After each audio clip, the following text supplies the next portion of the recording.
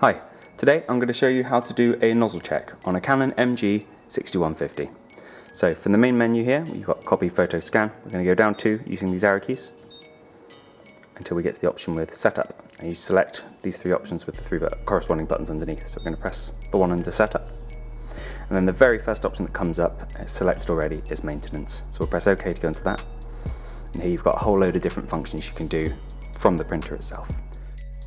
And the very first one at the top is print nozzle check pattern. So here we go. So you'd be asked to confirm. Obviously make sure you've got paper loaded in the machine, or it's not going to be able to print it. Now this will take us just a minute.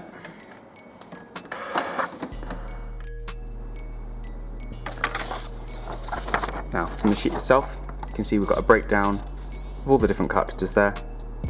And we've got all pretty solid blocks here from all the colours.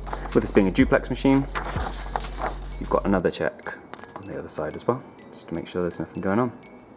Now, just spotted here, we do have an issue with the black on the reverse side, which is peculiar. So that's something we're going to have to take a look at.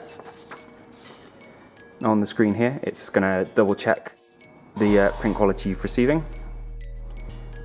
And we're just asking if it's solid colour or if there's lines in there, which would indicate a slight blockage. And for the finer detail, you can see this hex gate. Just if there's any lines missing, again, it's kind of indicative of what you'd be getting if there were stripes in there.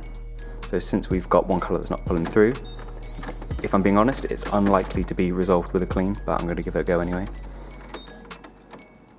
And as it knows that some action is needed, it gives you the option to perform some printer head cleaning. I'm going to do a separate video for that, but from this stage, it's as easy as just clicking yes. So I'm going to do that now. And I hope you found this useful. Thank you for watching. If there's anything else we can help with, do let us know in the comments. Cheers.